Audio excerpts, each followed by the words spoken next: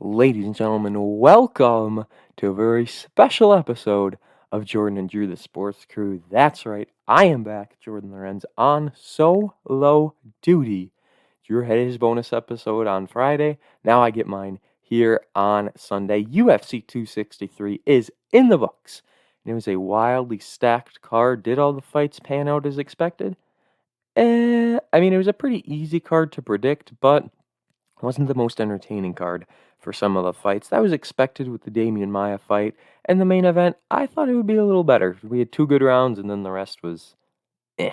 And that was that. So let's get right into it. First, I just have to say, if you aren't already subscribed to our YouTube channel and our Instagram, the Instagram is Jordan Drew _ sports crew. I was going to say my Twitter, which is Jordan Law PXP. But speaking of Twitter, let me just start with a little rant I have, because last night, if you're following my Twitter, you saw I was tweeting DraftKings over and over and over again because I got screwed in one of their free pools.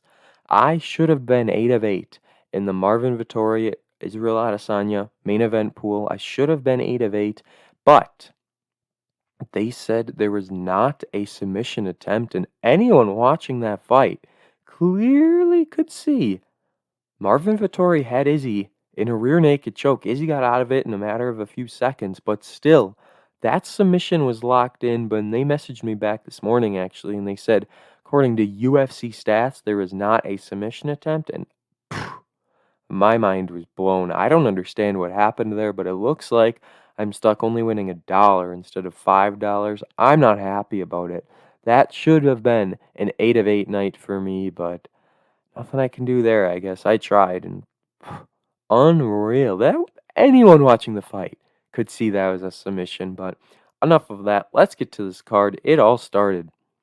Well, the last prelim, I should say, Drew Dober and Riddell, that was a scrap. Those two went at it. Very, very good stuff to lead us into the pay-per-view, which was all started with Paul Craig and Jamal Hill. Jamal Hill undefeated 8-0, I believe, with a no contest, and big heavy favorite, -305 coming into this fight, and that did not matter. Paul Craig took him down.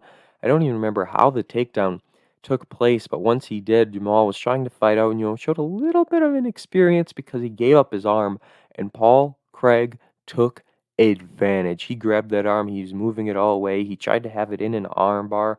Jamal started moving, so Paul just wrenched on it and bent it one way, and it was not looking good. That arm was in serious trouble, and once Paul Craig ended up on his back in like a triangle position, you could tell that arm wasn't right. Jamal was saying something to the ref, as was Paul Craig, but the ref didn't stop the fight. He kept having him go. He said, nope, we're going at it, and then Craig just issued just elbows, punches, everything possible he put out on Jamal Hill until finally the referee had to stop the fight. And after, you could just see Hill was just laying there with his arm in his hand, and it was nasty, to say the least. Poor Jamal Hill. He'll be back, though, I'm sure. And that fight was for anyone underestimating Paul Craig. He put on a show. Minute 59 seconds is all it took.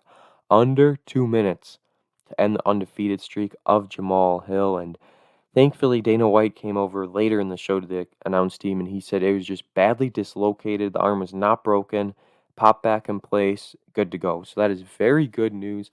A lot of injuries taking place in the octagon, and oh boy, we should mention early in the prelims, we had a 7-second knockout. It took place 7 seconds.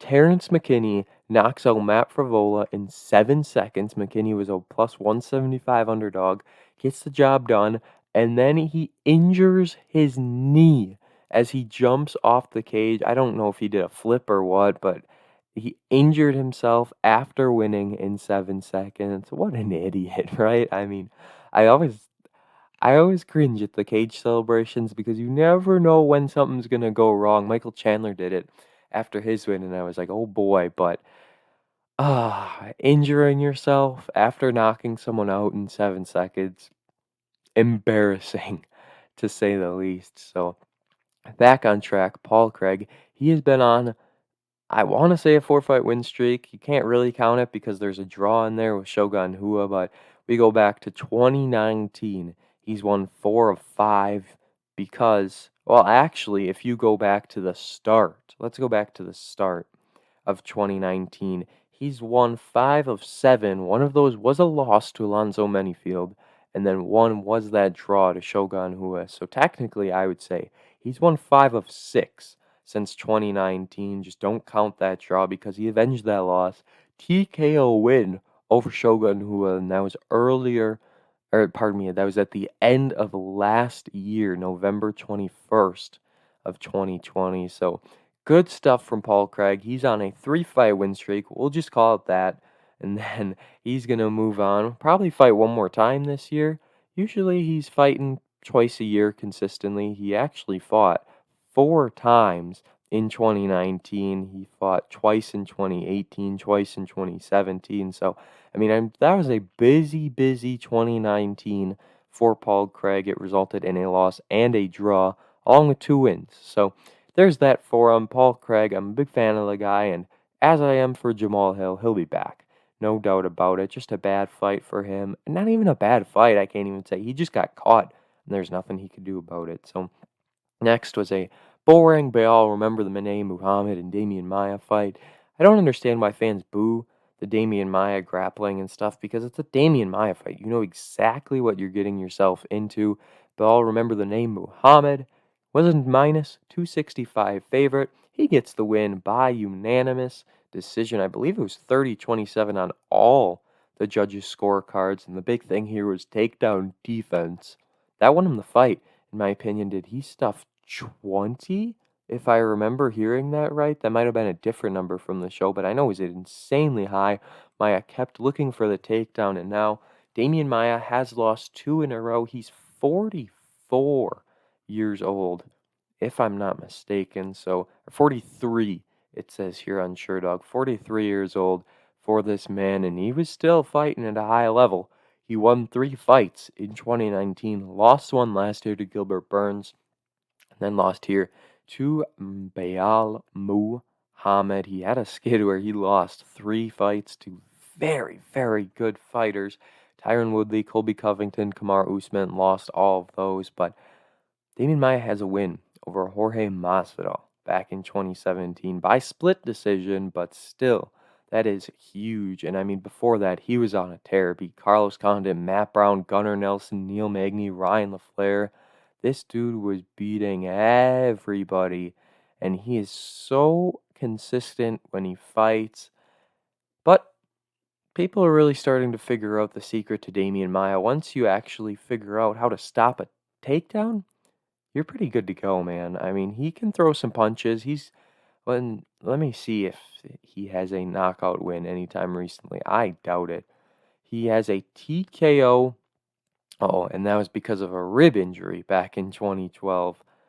I don't see anything but a TKO, which was by shoulder injury. Here we go. TKO punches. It was from Tormenta en el Ring, and he beat Raul Souza on September 21st, 2001. I mean, Damian Maia, you're not going to be able to see this man win by knockout. He just doesn't do it. That's not his thing. Joe Rogan said, I mean, people sleep on his punching power, but still, he's not, of his 28 wins, he has 2 wins by knockout. Or no, he has 3 wins by knockout. Only 2 of his losses are by knockout. Oh, okay. So he's got 3 knockout wins. 14 of his 28 wins are by submission, and 11 by decision. He's only been knocked out twice, and one of those was to Gilbert Burns back when that happened. But it's all about Bale. Remember the name Muhammad at this stage. He's 32 years old, which I didn't realize he's that old. He is 19-3. With the no contest that happened with Leon Edwards earlier this year, the eye poke, 18 seconds into the second round. We all remember it. Just really sad to see that fight, which was a big fight in the division, end that way. Otherwise, though, Muhammad, he is on a big ol' win streak. He hasn't lost since January 19th, 2019, so 2.5 years since his last loss, and that was to Jeff Neal on the Cejudo and Dillashaw card. So if you guys remember that, we're going back. And even before that loss, he was on a 4-fight win streak. He's 19-3 in his career, and things are looking good. He's beaten Diego Lima, Lehman Good, Takashi Sato, Curtis Millender, all in this recent win streak in the Leon Edwards fight. I would love to see him run it back now that Leon beat Nate Diaz, but I don't know if that's going to happen or not. Is Leon in line for a title shot? We will see. I don't know. I don't really know what's going to happen in the welterweight division at this point. It's an interesting division, to say the least, right now. But moving on, like I said, Leon Edwards beats Nate Diaz in the first ever non-title, non-main event 5-round fight on a pay-per-view. That's a mouthful to say. Leon Edwards minus 500 favorite gets the job done. I mean, if you were a betting man, certainly would not have been a bad idea to put money on Nate Diaz. You can never count out Nate Diaz. He was like a 440 underdog at one point. So you throw $100 on him. If Diaz wins, which we all know he's more than capable of doing at any time, you won yourself $440. Nothing wrong with that, because you would have had to put $500 on fight day on Leon Edwards to win 100. Leon gets the job done in a 5-round scrap. Good stuff here between these two guys. I mean, it's Nate Diaz, so you know you're going to get something special. He was so unorthodox in this fight. Just some of his moves. He was like backwards at times. He was sideways throwing stuff. I mean, he was having fun in there, but the leg kicks from Leon and Rocky Edwards were insane. He was chopping away at that leg, and I thought after the second round, it seemed like Diaz's leg was kind of done. I mean, it looked like he was hobbling on it, but then he was fine. All of a sudden, later in the fight, I don't remember what round the deadly one was that actually took him off his feet, but still, I mean, Nate Diaz was just doing everything possible to stay in this fight, and in the final minute, he got dominated for 24 minutes, but in that final minute, he had Rocky rocked, and then the place was going crazy. The Gila River Arena in Phoenix, Arizona. They were so behind Nate Diaz. And this was a theme, right? Diaz, Moreno, Izzy, they were behind their fighters, and it was just a huge ovations for all of them. Crowd really behind one guy, which isn't something you see that often. Like 3 guys like that, the whole crowd backing them, but poor Diaz couldn't get the job done at the end of the day. Leon Edwards came out of that fight looking like he barely got hit. There wasn't a nick, there wasn't a bruise, there was no blood on that man's face. Diaz was a mess. He had a nasty cut above his left eye, but that's a decision win for Leon Edwards. I was not a fan at all of this fight being 5 rounds, but I mean, I wasn't going to complain because we knew we were in for a scrap, and that's exactly what we got. Fight of the night, without a doubt, in my opinion. Leon Edwards gets the job done, and he has been hot, to say the least. His last loss to Kamaru Usman, December 19th, 2015. He has beaten guys like Nate Diaz, RDA, Gunnar Nelson, Cerrone, Vincent Luck. He's beaten top guys, and he's beaten others too. Dominic Walters, Albert Tumenov, Brian Bernera, Peter Sobota. He's beaten so many. Besides that no contest, as we mentioned before, with Muhammad, he's won 1, 2, 3, 4, 5, 6, 7, 8, 9 fights, basically in a row, because you can't count that no decision. I mean, that just gets thrown out. So since the Usman loss, he hasn't been rocky, that's for sure. He's been so consistent. Diaz has lost 2 straight. We all know about the Masvidal fight where Diaz lost by doctor stoppage, which he's not a fan of, but it's happened before in his career. And I was looking here on SureDog, and I totally forgot about the Nate Diaz Anthony Pettis fight that went to a decision on the Cormier or on the DC Miocic 2 card. I totally forgot about that fight. So Nate Diaz, though, he's 3-3 in his last 6. His last 6 fights, though, go all the way back to 2015. He fought once then, twice in 2016, which was both the McGregor fights, twice in 2019, which was 1-1, and now here in 2021, the loss to Leon Edwards. I don't know when we're gonna see Nate Diaz back again, but he's always fun to watch, and the crowd absolutely loves him. So I've got no problem waiting another year if we have to see Diaz back at it once again. But it's the Leon Edwards show at this point. He has just been a stud, and it doesn't look like anyone's gonna stop him anytime soon. We'll see what's next for him in our next fight here. Brandon Moreno is our new champion. Brandon Moreno gets the job done. Rear naked choke. 2.5 minutes basically into round number 3. He was the underdog, a plus 195, but he stops Davison Figueiredo, and it was so good to see after this fight. Figueiredo goes over to Moreno, and he held him up with the belt, and I mean, all smiles from Figueiredo. He said it's his time.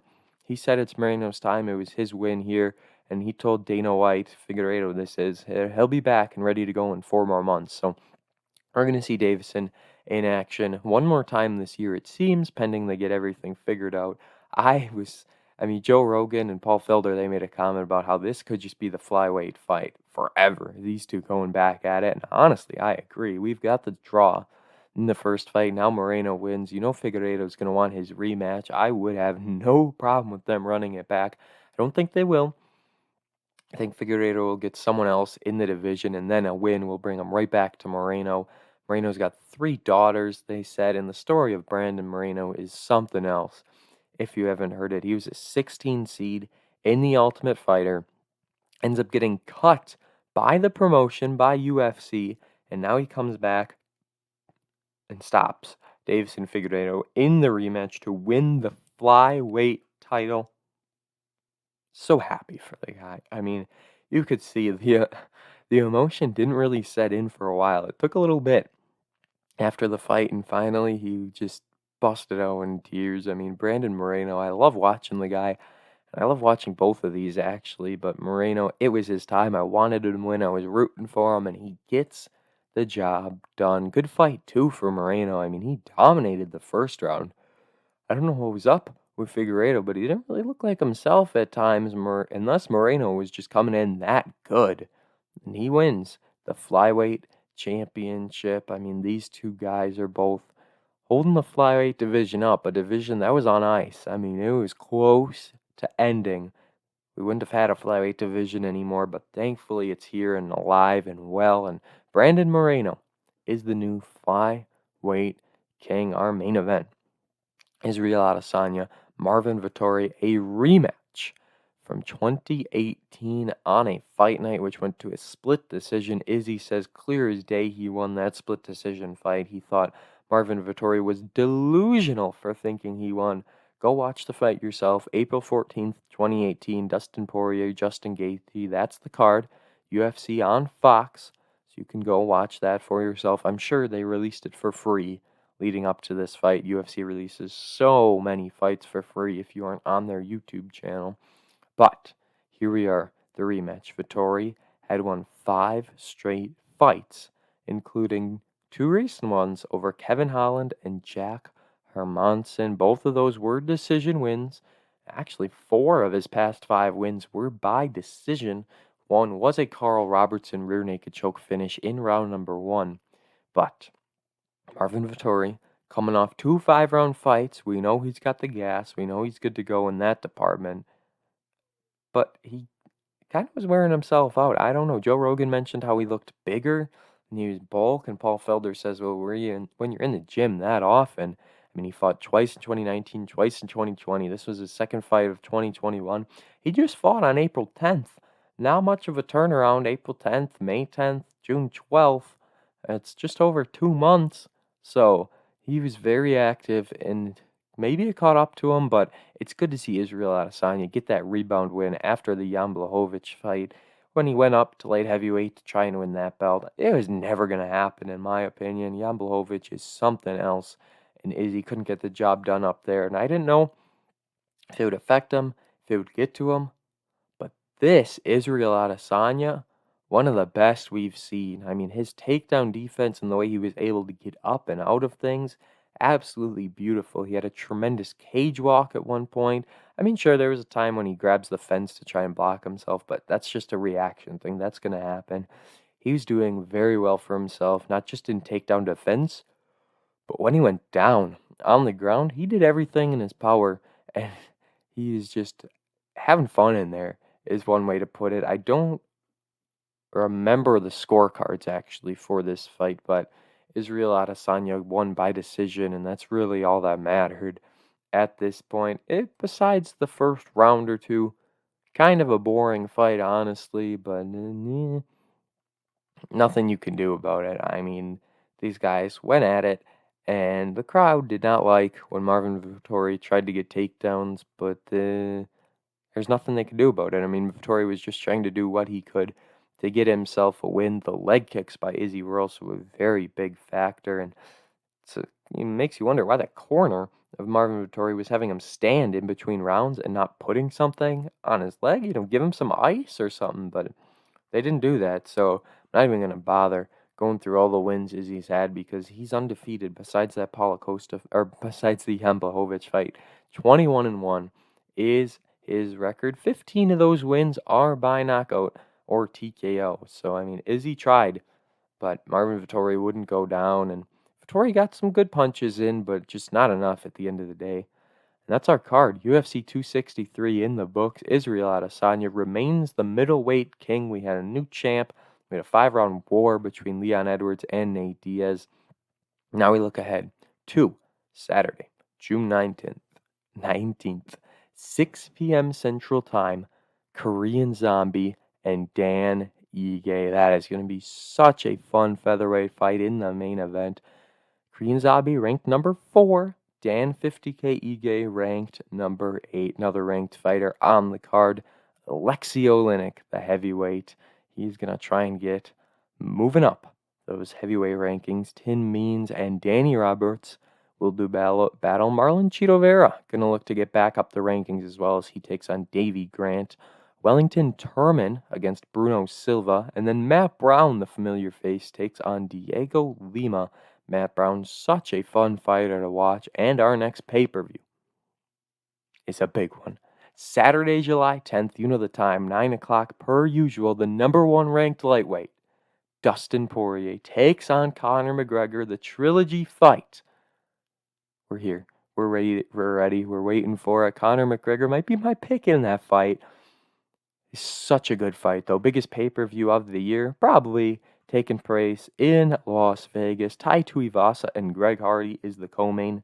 Yuck. I mean, when you've got Gilbert Burns and Stephen Wonderboy Thompson on this card and they aren't the co-main event, that is a crime. Burns and Wonderboy is going to be amazing. And Wonderboy, he's got all the tools to become a champion. We're going to see if it happens, though, and didn't Izzy call out Bobby Knuckles after the fight? Now that I'm thinking about it, I think he called out Whitaker. I don't remember actually now. I thought that was the call out though, but that's at middleweight. This is at welterweight. Stephen Thompson and Kamaru Usman, please give it to me. Burns, we know what happened with Burns and Usman, so I would love a Stephen Thompson and Kamaru Usman fight. Thompson's got to get past Burns first though, which is a tough task. Carlos Condit is on this card. That man never quits. He is always fighting. Same as Matt Brown. That's the name. The one I just said. I get blanking on it, but Carlos Condit and Max Griffin, those two going at it. And then Irene Aldana taking on Yana Kunitska in a women's bantamweight bout. That's a big fight. 4 and 5 seeds going at it to open the show. And that's all I got here on the UFC 263 recap. I'm glad I was home to watch the pay-per-view and get things done. Love doing these recaps for you all. It's just a different audience. If you enjoy it, please let me know. Leave us a 5-star review on Apple Podcast. Go ahead and watch the YouTube videos if you want. I mean, they're not videos, they're just audio, but do whatever you please. Subscribe on there. Follow us on Apple Podcasts. Follow us on Instagram, @JordanDrew_SportsCrew, and I'm on Twitter, JordanLaw_PXP. Don't forget, this coming Monday, episode 14 of Jordan Drew, the Sports Crew, and episode 3 of the Summer Sports Spectacular on Wednesday. We watched the Lakers and Pistons Game 7 of the 88 finals, so that wraps it up. Thank you all for listening to this episode, this bonus episode of Jordan and Drew, the Sports Crew, the perfect podcast for you.